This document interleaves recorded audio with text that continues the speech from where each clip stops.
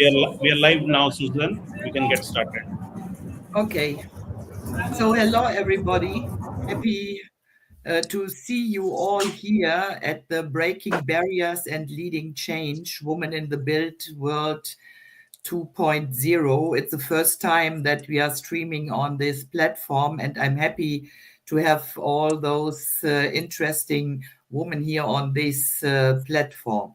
So, but before we start with our discussion, I would like to ask Ravi to say something about this platform because it's pretty new and it's pretty helpful for a lot of companies.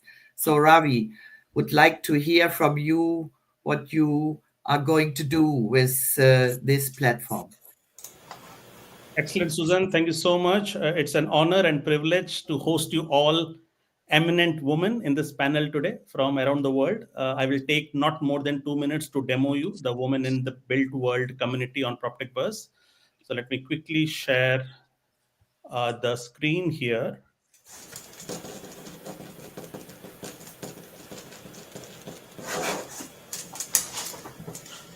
So as you can see on the screen, this is PropTechBuzz.com landing page. And right on the top, since we have given high priority to women in the built world, you will see women in built world under communities. It's the first link in the menu bar here, and you click on it and you are presented to the women in the built world community.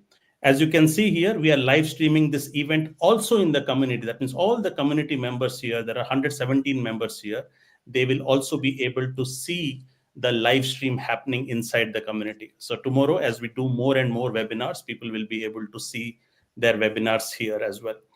And what you can also do is you can also check out the calendar for all the upcoming events in the community. The calendar feature gives you a quick snapshot of all the events, and then you can register on the calendar and add it to your own Google or Outlook calendar so that you never miss an upcoming event.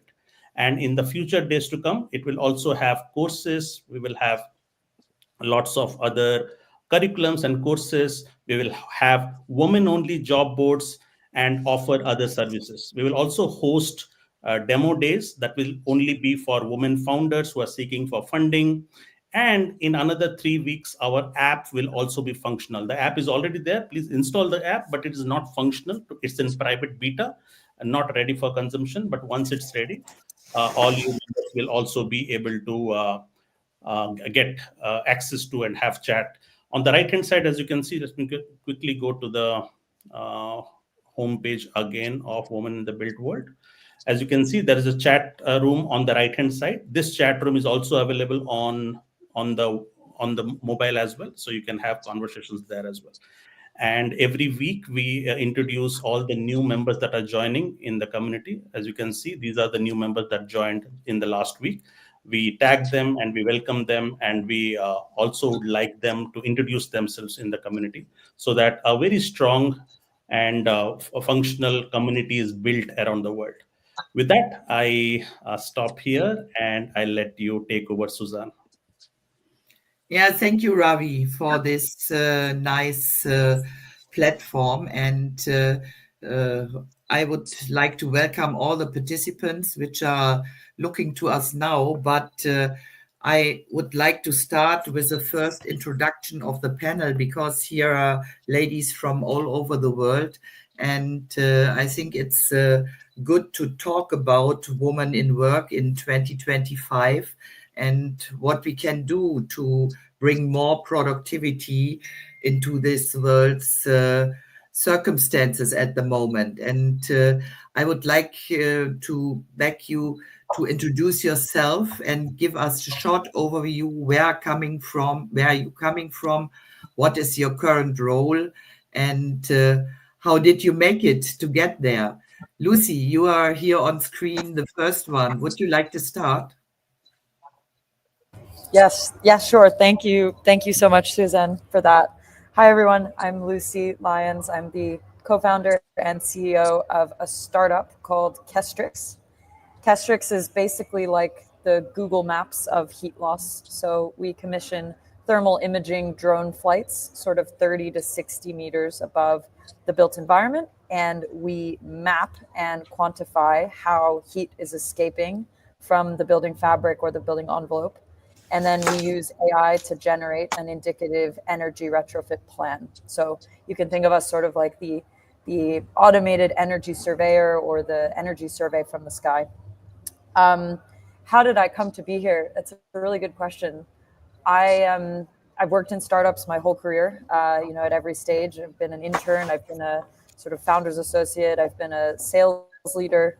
And I think I always felt that I wanted to be closer to the decision-making table. So I did a master's in sustainability and enterprise in the UK. As you can probably hear, I've got a US accent, so that wasn't where I was originally from. And it was a really, a boom moment in climate tech. And I thought, I'll just give this a try. So met my co-founder and founded Kestrix now about 2.5 years ago. Thank you, Lucy. Very interesting to hear your thoughts later on when it comes to UK. I think UK is a little bit ahead of the curve, yeah. So Maureen Waters, I know you are a president, so let's hear what are you doing today and how do you get there? Okay, thanks. So good to be with you all. I'm Maureen Waters, president of Measurable. Measurable is the world's most widely adopted ESG platform for real estate. It is today across 93 countries and about 18 billion square feet. But I think the question that's quite more interesting is how did I come to be here, which is I'm a transformation person. I've spent my career building and selling companies. So I started at Cushman & Wakefield and spent time there as chief strategy officer and helping to sell the business. Moved on and spent some time also on the tech side at 10X, where ended up selling the business to CoStar not too long ago. Spent a little bit of time in venture capital, which is how I met Measurable. At Metaprop while I was deploying technology during COVID for a lot of the big real estate investors, and Measurable was selected to be deployed. And so I got very close to the team and decided that I was passionate about what they were doing and wanted to help them. So here I am. Great. Maureen, I will come back to you later because you are located in the US, in Seattle, and I think there is a special question I have to ask to you here. But first of all, Antonia, you are the head of Hilti Ventures, so there are not so many ladies in the venture capital market. How did you get there? Yeah, thanks for your question and for having me here, and hello, everyone. So a little bit about my story and everything that was before venture. So my training is in engineering, and I'm originally from Barcelona. And 12 years ago, I joined Hilti at their headquarters in Liechtenstein. And I was very lucky to have amazing mentors as sponsors, and also to take many opportunities, always with an open mind, with curiosity, and always wanting to learn, right? So I started with roles in supply chain, then went into product management as I moved to the US, took a role also to manage the sales team in the Bay Area. And already when I was in the Bay Area and managing the sales team, I could see all these amazing technologies. And that was back in 2019, right? And I think in 2019, it was just the beginning of construction tech and venture investing in construction. So there was a lot of new things at the time, but I could see already that I was very interested on everything that was happening, and also very passionate about what we could do in the construction industry in order to bring more technology to the construction industry. And a little bit, it's that moment of luck, right place, right time, preparation meets opportunity. So in 2021, I had the opportunity to join the venture team at Hilti. And since last year, I'm also leading the venture. I'm leading the overall venture team, and it's all activities around a startup investment and startups collaborations from Hilti, and also now as VP of Marketing for Fieldwire, one of the companies we had invested in 2017, acquired in 2021, and having a very successful acquisition and integration for the last 3 years. In my journey, you were also asking, there are not many women in this space, right? So when I started in 2021, I met 4 or 5 women for coffee, and we realized that we didn't know many more in the industry, right? And we wanted to know more of us and grow that ecosystem and also create more of that informal network.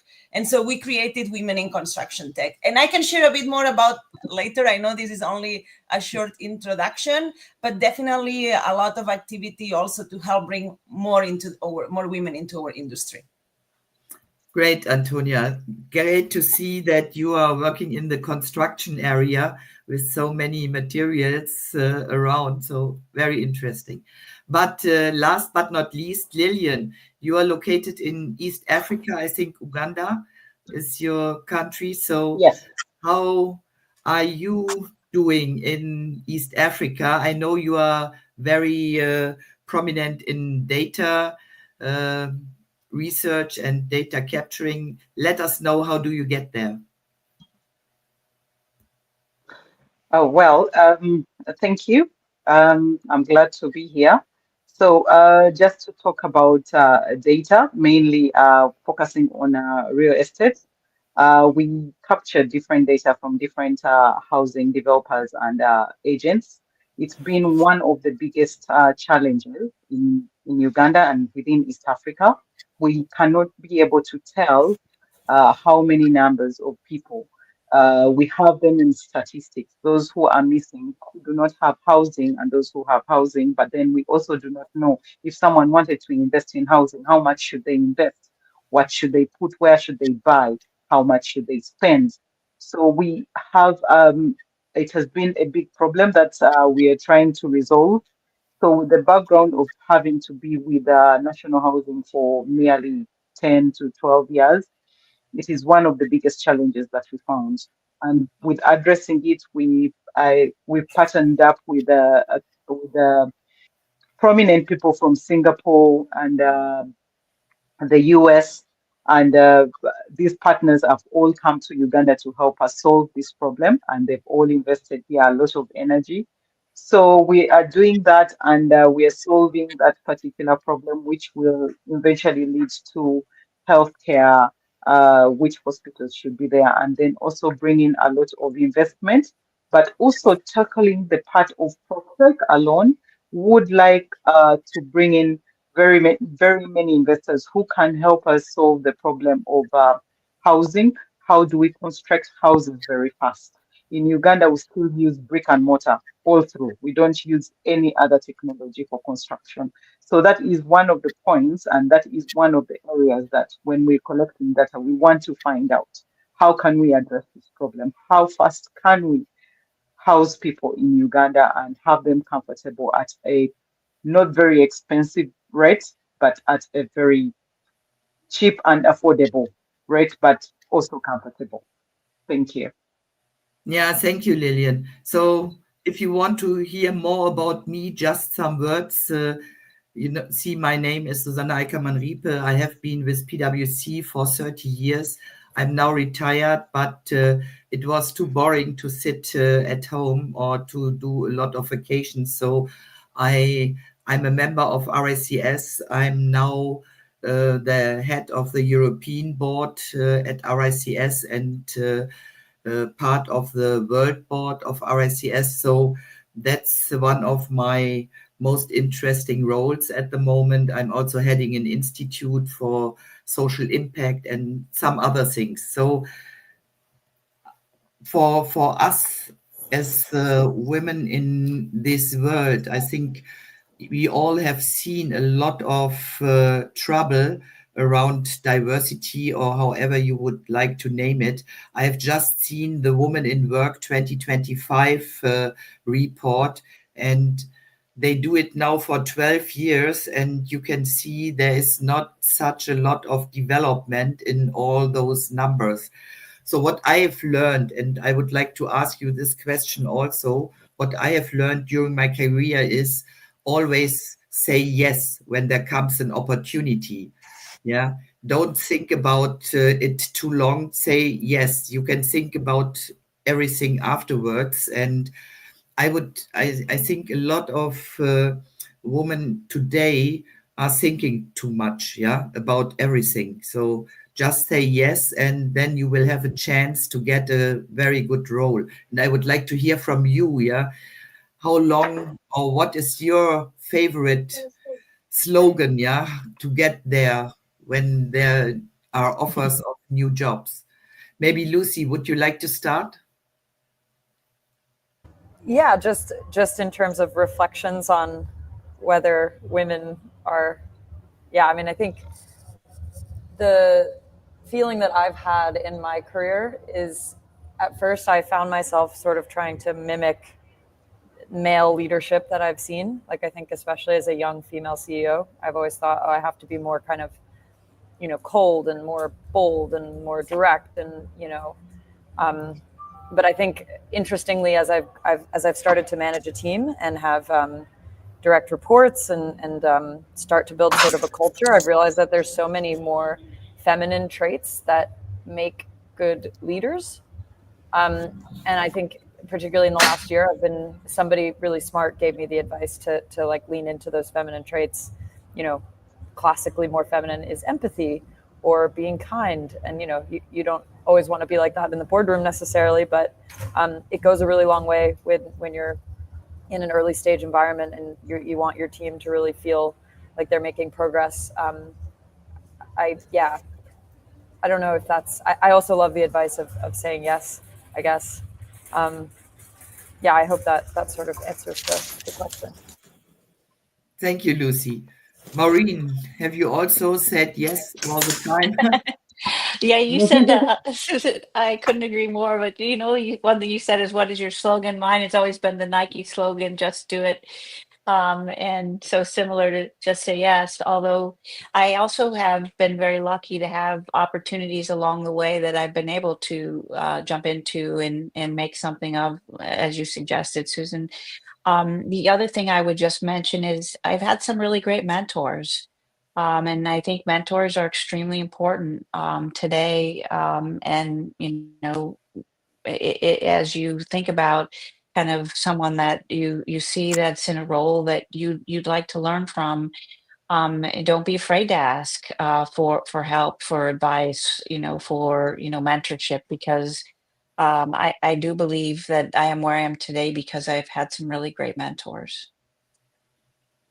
Thank you, Maureen. Antonia, Yeah, I love what you said. So many times I've said yes and then run to call a friend who knows about the topic, or then look for books and trainings, right? Because then you get the chance, you get the opportunity, but I always want to be very well prepared and deliver. And so I think those two things need to go together, right? Like say yes and then work hard to deliver on that. Absolutely. I also like a lot what Lucy said around, it's more about being yourself. And a few years ago, as I was starting in a new role, right, and trying to figure out the certain things in the role, and my husband said, Antonia, be yourself. Like, you will do your best by being yourself, not by trying to be someone else, right? And actually, all the opportunities that have come after that, it has been thanks to everything that I did by being myself, right? Like many of the things where I was creative, where I brought a different perspective, it's the things that were noticed that really then helped me also to advance, right? And then it's thanks to those mentors and sponsors that were there that saw it. But also, I went ahead and said, this is what I want. This is what I would like to do. Then you might need a little bit of patience also, right? Because also people need time in order to help you. But I think it's good to also say, this is what I would like to do, and work with your mentors on how you can get there, and also show them that you are prepared to do it. okay. I would like to ask you, yeah, because you said you are from Spain. Is your husband also from Spain? No, he is from California. Ah, He okay. grew up in Berkeley. Great to hear. Lillian, how was it Yeah. with you? Well, it wasn't easy. It's real estate is really a male-dominated world, even in Uganda, very male-dominated. So naturally, I was a very shy person, which I'm not anymore, thankfully. Uh, I used to hold back. I perform, but I used to hold back. So I would do all the work, but then let all the males take all the credit. So half the time you come up with a concept, this is working, this is not, and then you're always left at the back. You're not never on the talk shows, you don't come out until after a certain time. I was like, I think it's right for myself because then I don't get credited. All the credit goes to someone else.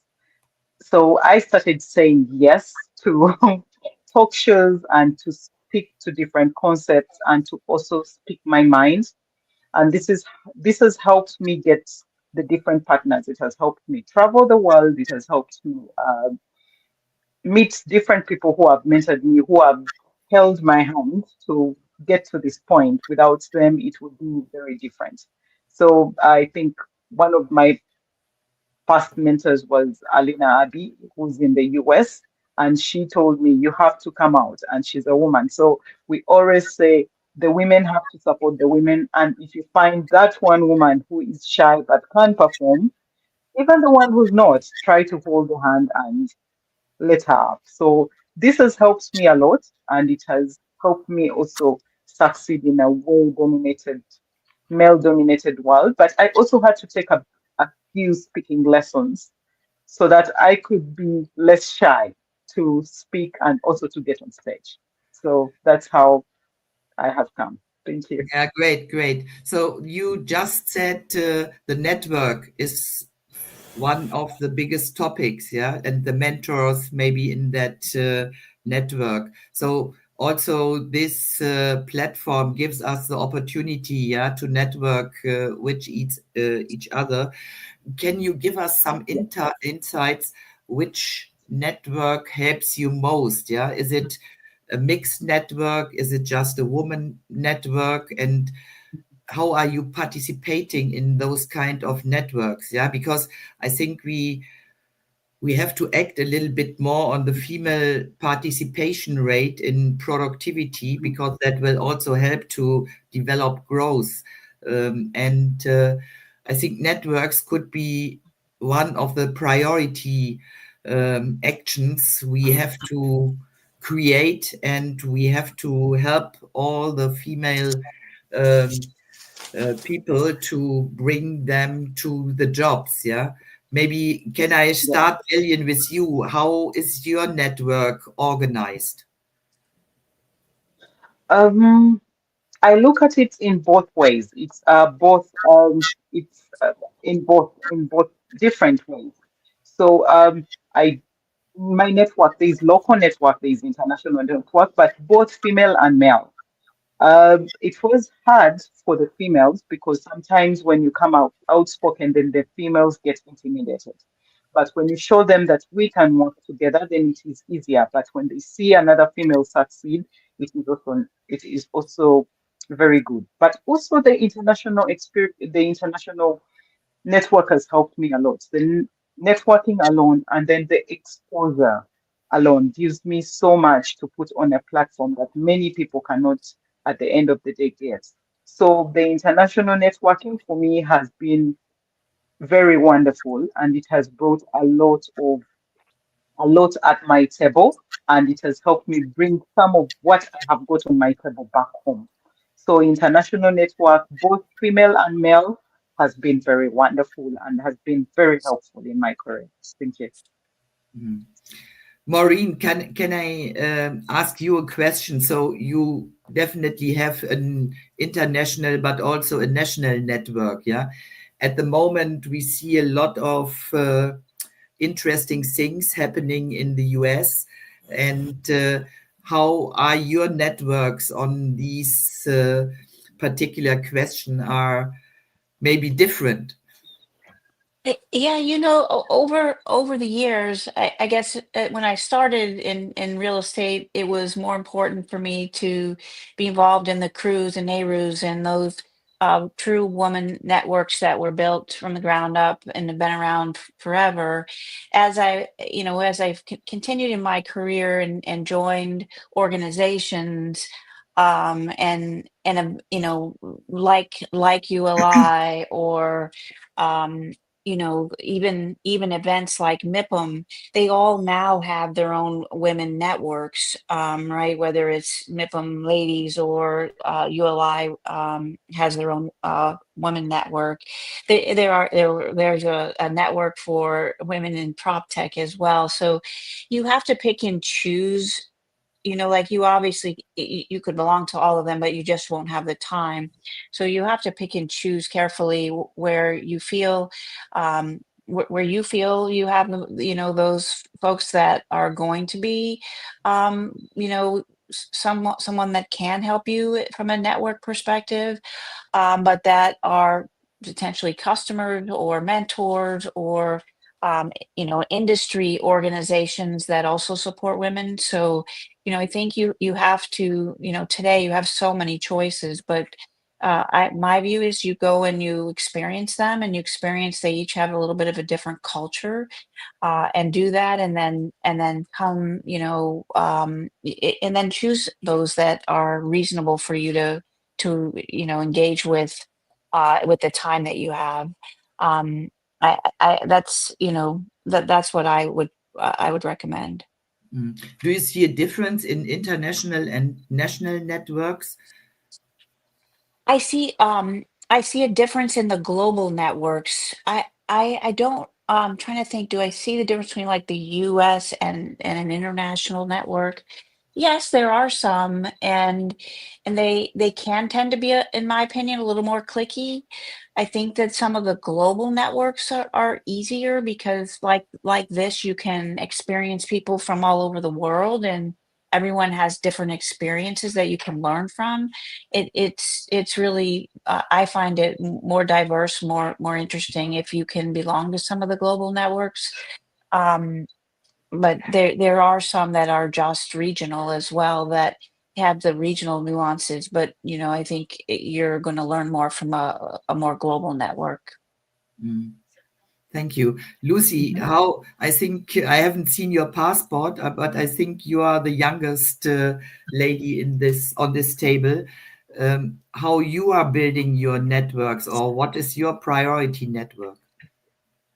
Definitely. So I think my philosophy around networking, not dissimilar to Maureen's, is deep rather than broad. I think there's so many opportunities to network, so many communities. I think I have to spend the majority of my time going broad networking in spaces where my customers are. So I'm at all the UK social housing conferences and everything. And, you know, the goal there is to make as many connections as humanly possible. I think, though, in sort of the women in prop tech space, you know, I would rather have a couple of mentors who are, you know, my senior, who have, you know, had the experience of scaling a prop tech company, for example, who, yeah, can sort of help me along my journey than meet lots of people in a row. I think I've also realized that I'm an extrovert, so particularly at the early stages of Kestrix, I just wanted to go to every single event. You know, I'm always the first one to grab a glass of wine and talk to 15 people. But I've definitely found myself getting fatigued. You know, I'm almost 3 years or 2.5 years now into the journey, and have been focusing much more on preserving my energy and trying to think really critically about who I connect with. But then when I connect with people, I like to make it, you know, worthwhile, several touch points. How can I help you? How can you help me? But, you know, building a friendship alongside that. Do you see a difference in the networks you are in? Are there younger networks and maybe more networks with these old money people? I mean, I definitely think my greatest role model in the world is my mother. So I've always thought that there's a lot to gain from, you know, connecting with people who are not necessarily my age. That said, I'm part of a community called Sigma Squared, which is basically, if you're building, you know, a company with some revenue or some VC funding, tech-enabled, impact-focused, you can apply to be a part of it if you're under 26. So I joined that when I started Kestrix, and that's a super fun community. I mean, it's more like friends, and, you know, friends who help each other because you're in the same position. Particularly when you're younger, there's not a lot of other people who are in the same position as you in your career. So that's been a really game-changing community. I'm seeing some of them this weekend, actually. Yeah. Nice. Yeah, to hear that. Antonia, you are in the construction industry. Yeah, that must be a really tough male network. How you are doing in that area? So many things, right? I still think that we need to network also on the general networks, right? But I think that one of the goals also when we created Women in Construction Tech, it was in those general networks also how to have more women representation, right? And I can give some examples to kind of make it more tangible. So when we started Women in Construction Tech, we would normally have an event also as part of a bigger conference or as a pre-event to a conference, right? That would allow already to create some more connections going into the conference. Because we had been at some conference where maybe out of 100 people, there were only 2 or 3 women. And we said, well, this does not even represent our industry, right? Like we want to make sure that also women have opportunities to speak on panels, and all of that, right? So there is one piece that it is how we increase the group within the bigger, more generalist networks. Then also when we were creating Women in Construction Tech, we thought about the informal networks, right? And it's more, I think Lucy was also talking about friendships. And that's really kind of that what has been guiding us. It's not about having thousands of members, but the members who are in the network, we want to make sure that they feel comfortable to reach out to each other, that they see each other as friends, right? And we have WhatsApp channels where we can exchange and ask questions. And there are plenty of women that I have met or developed a relationship over the last 3 years, where very easily we can exchange a WhatsApp or a text message and ask a quick question, or we can call each other. And then also we can celebrate each other's successes. And we can also go there if there is a down. But what it's amazing, in the last few months, I have seen amazing promotions from some women that are in this community, in this network, right? And every time I see it, for me, it's a big celebration, right? Because I'm like, oh, it's so amazing to see where we all started 4 years ago, and all the things that have been developed, right? And yeah, and I think also these informal networks, right? There is also that piece of support and making it feel more as a friendship than just an exchange. Yeah, nice to hear that. So let's talk a little bit about business. Yeah, we all know diversity is good for growth, at least. Yeah, and when it comes to business, what I have learned during my career is that you have to be good in business. Yeah, and then you can do everything. Then you have the power to make arrangements, and I think it's the same on your side. Yeah, do you think we have to act more tough in this business area to make sure that we are developing the industry, that we use our power to bring the industry forward? Yeah, especially when it comes to crisis or the market situation maybe at the moment.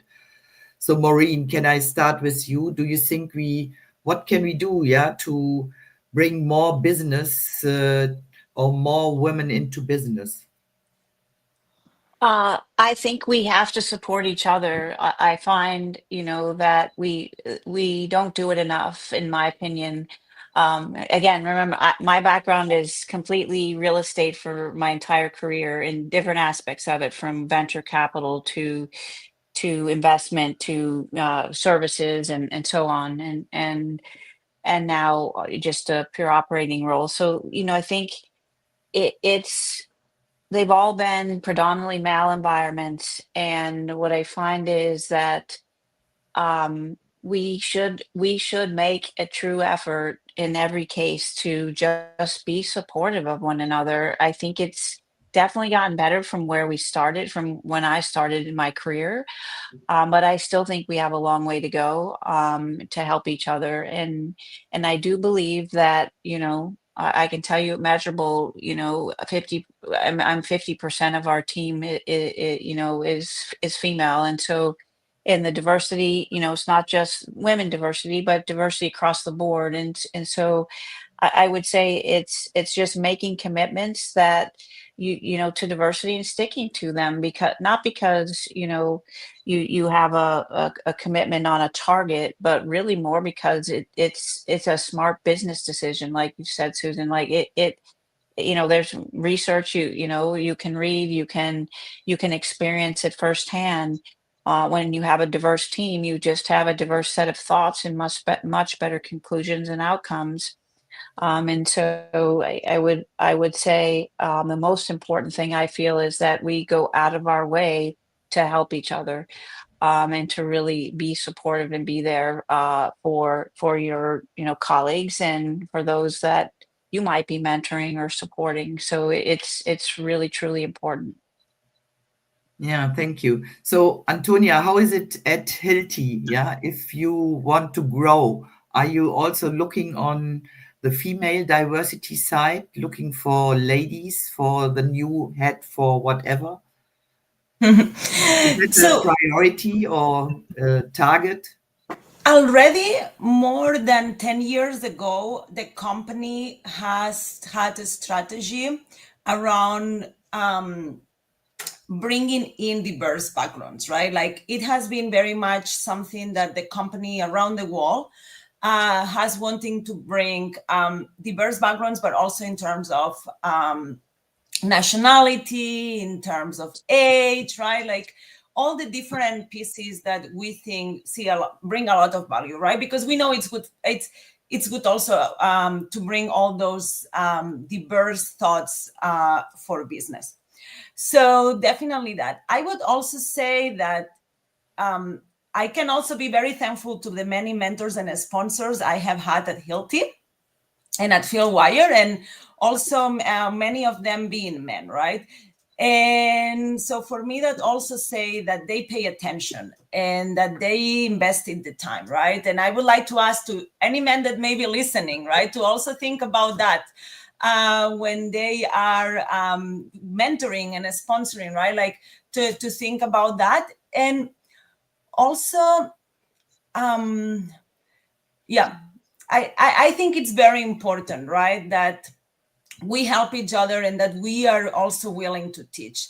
And so what do I mean with teaching, right? Like sometimes it's more about what are the expectations, right? Like what does someone wants to see, what it is seen as a leadership trait, right? And sometimes it's more, I think it's very important to understand that and to understand when it's the moment that you need to say like, look, this is what I have been working on. Look, this is my idea and this is why.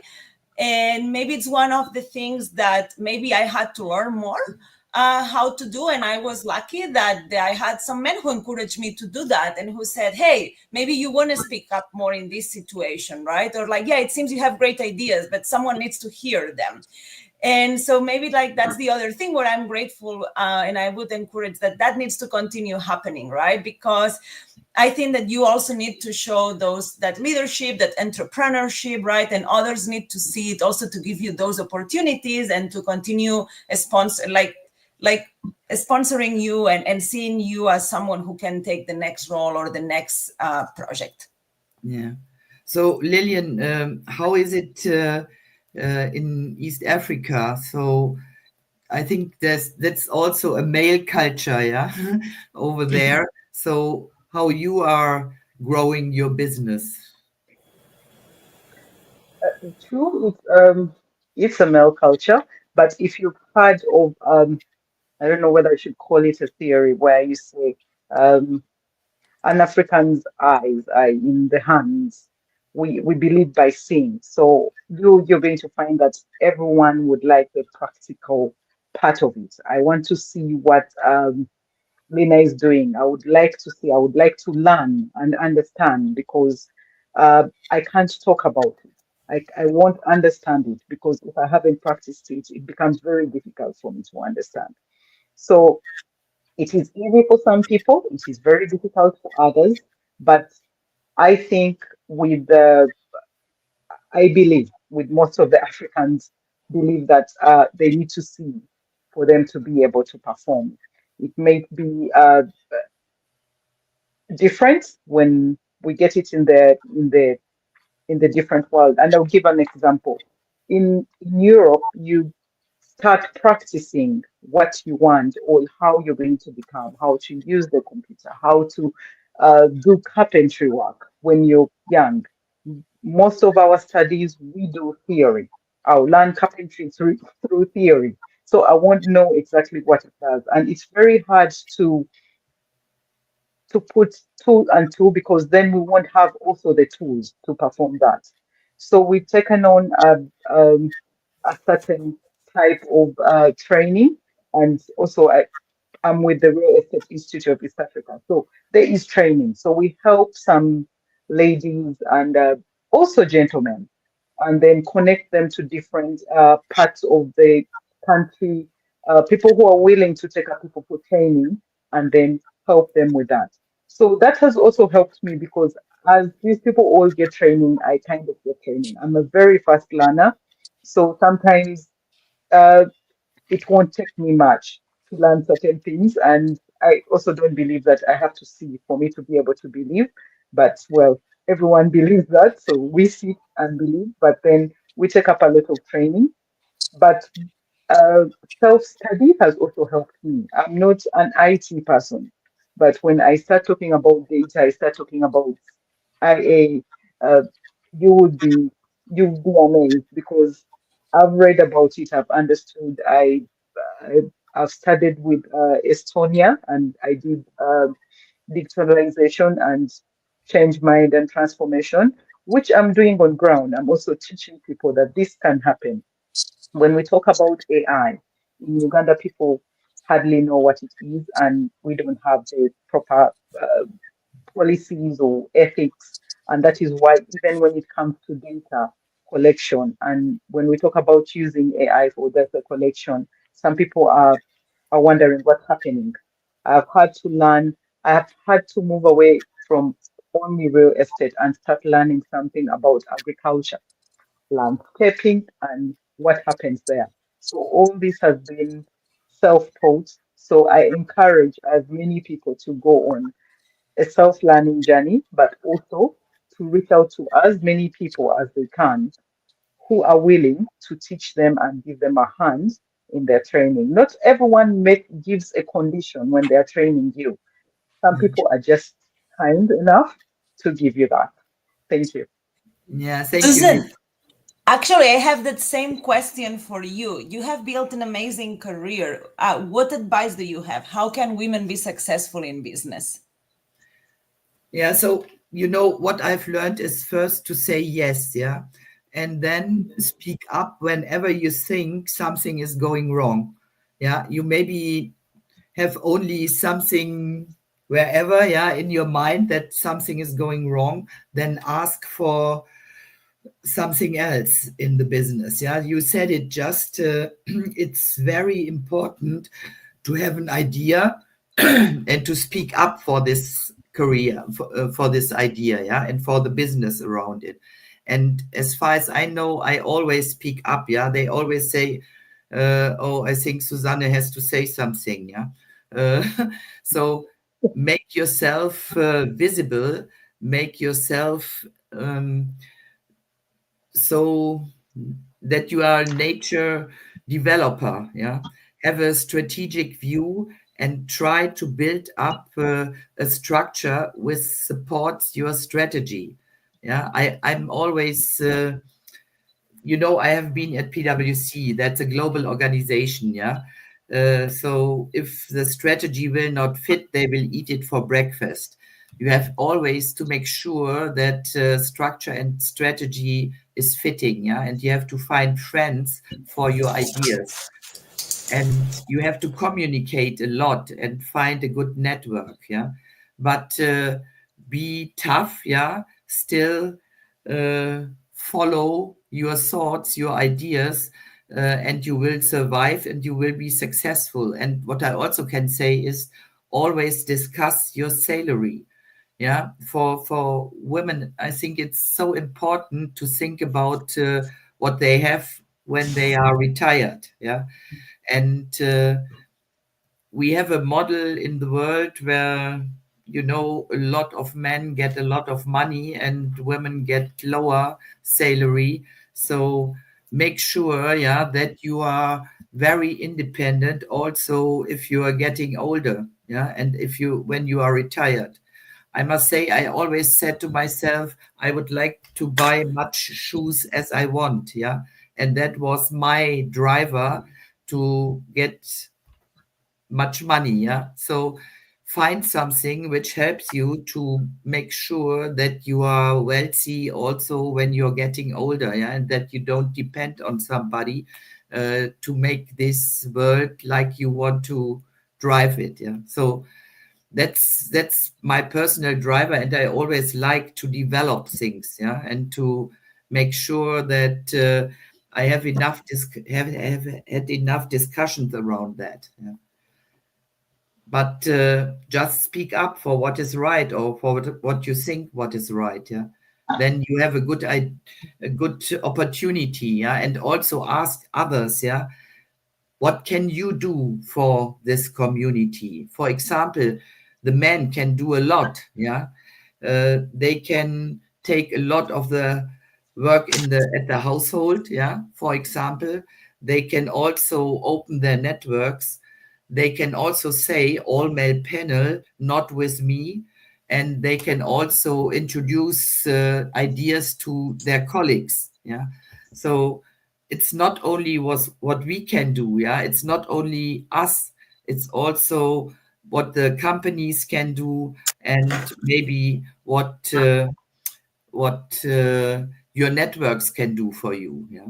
So ask for what they are doing for you. And for example, Maureen, you just said that at MIPIM, yeah, at MIPIM, I attend MIPIM this year, and they don't allow all male panels. Yeah, they said if it's not the right set, we are not allowing this panel. So these are a kind of rules I have also seen at PwC, so that the global CEO said, I never go on all male panels. Yeah, and we need more men who speak up in this For way. sure. For And sure. just ask what can you do for me, no? Not what I have to do to be the leader of the next company. But I think, Maureen, you said it just, yeah. So we have maybe reached a lot of results, but it's not enough, yeah. And I'm seeing that the world is changing, and that also the progress we have seen in the last 20 years is slowing down. I'm not sure if that's the same way, Lucy, like you look on that. Yeah, maybe it makes not such a difference if you are working with a lot of young people, but what I see from my perspective is we have to do more. I think we have to do more, especially given that we're in the middle of a backlash. It's our job as leaders and people making decisions to make the right ones, not just because it's the right thing for the company, but which it is, as we've discussed, but yeah, because it's the right thing that the world needs right now. Yeah. And I think we are not able to change the culture in the different countries. But what I have seen, maybe we can discuss that also a little bit. I have seen that, especially in the UK, they are making progress when it comes to the management boards and also to the supervisory boards. But there are rules already in place. Yeah, you have to have 30% of women, and we are near to reach that goals. Yeah, you also see it in Europe. I think more you also have it in the US. Yeah, and Yes. so the figures are good when the rules are there. Yeah, but do we need more rules on that? Maureen, how is your feeling in the US? Well, I think you can see from what you've been following, if you have been following with the Trump administration, that we're starting to go backwards a bit here in the U.S. On it, and a lot of in my world around the sustainability and ESG, the S and the G are starting to disappear, and so it, it it's it's going to be a difficult few years here, but I do believe that we have enough rules in place and commitments at the top of many organizations like PwC and others, that they're committed to the, diversity, and believe that it's not just about targets. It's about, it's a truly good business decision. And it's not any different for our business, where you could say, well, sustainability, is a target. Well, it could be, but it also could be about, doing what the right thing for the environment, or it could be about saving energy costs, or it could be, about, just, leaving a better place for our families and children than what we have today. And so, I think that there's always another way of looking at things that makes sense. That's not also not just business, but also a passion around the environment, and leaving the world in a better place. So I do think that the U.S. it is going to be a difficult few years in the U.S. as we start to see some of the commitments unwind a bit. Yeah. So, Maureen, I have heard from some companies which are based in the US, the programs are still the same, but the names change a little bit. Sometimes, yes, I think there are cases of that, but there are cases where the programs are just going away as well.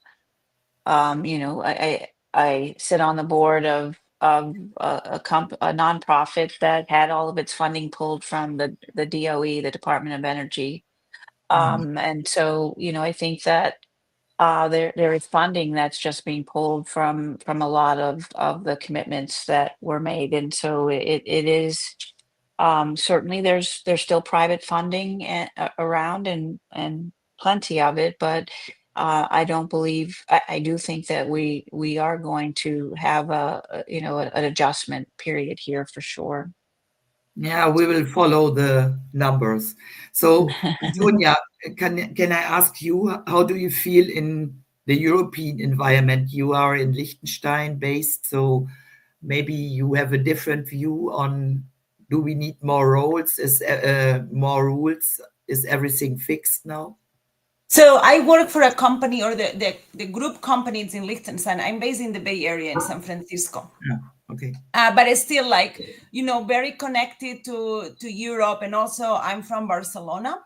I kind of always like to look at it or I like to add this angle to the conversation. And it is, so for example, when I look into the startup ecosystem, right, and we see numbers that from the total funding, only 2% is going to women founders, or even if it's 10%, right?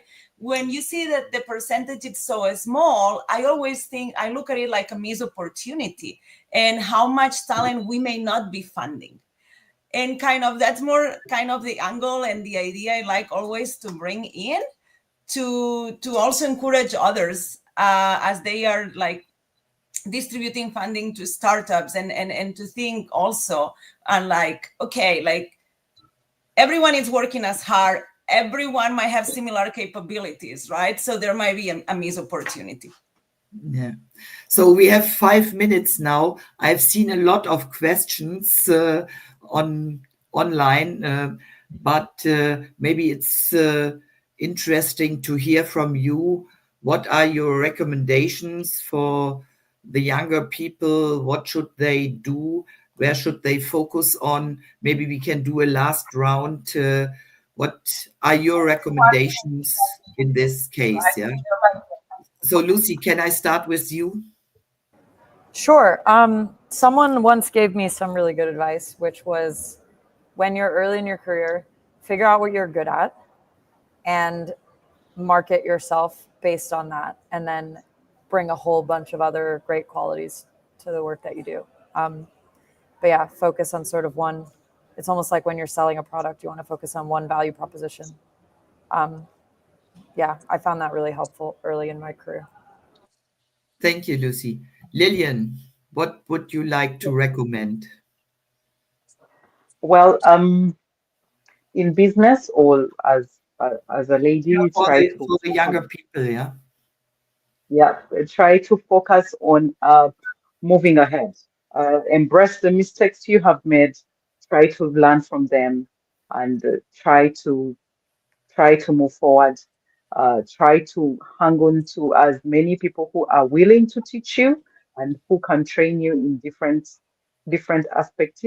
perspectives, but also do a lot of networking to make it so. You, as a woman, we have a lot to do in a male-dominated world. We cannot sit back and relax. We cannot enter a room and they cannot remember us. They shouldn't remember us on the jacket we are putting on. They should remember on a strategy we drove, on a point we drove, on a company that we built, and what we said.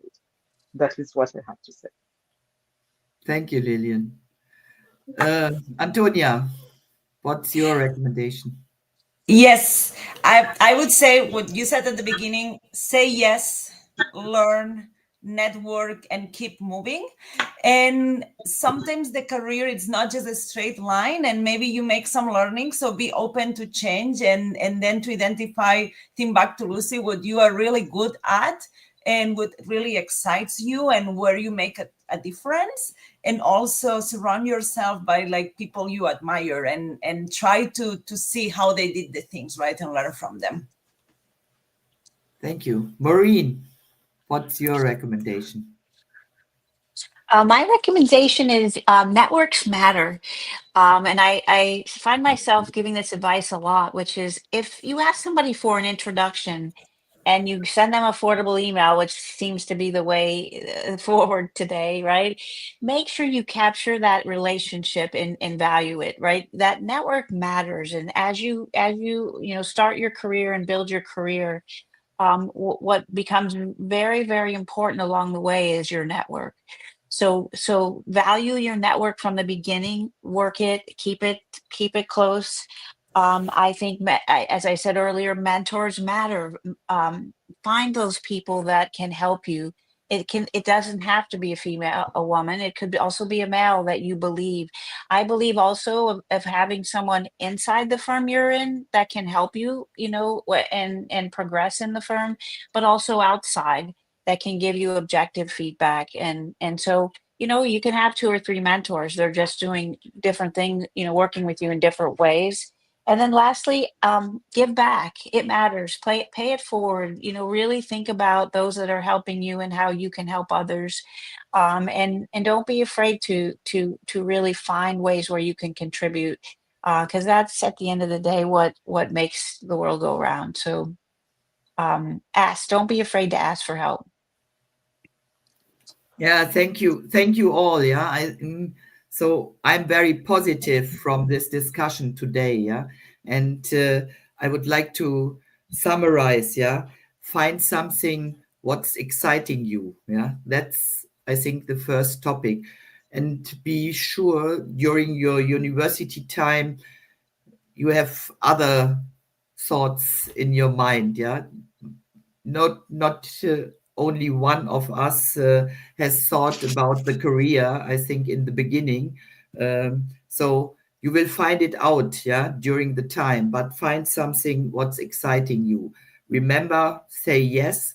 Remember, negotiate your salary each year, and speak up for what you want. Yeah, be visible to all your colleagues and have good ideas and bring these ideas to the industry. We need your ideas, especially in the build world. And thank you to all of you, Lillian, Antonia, Lucy, and Maureen, to share your ideas with us. And I hope you enjoyed the session today. And I think there will be more coming during the next days or weeks. Thank you so much for all the participants. See you maybe in the next round. Thank you. Thank you. Thanks, Susan. Thank you. Thank you.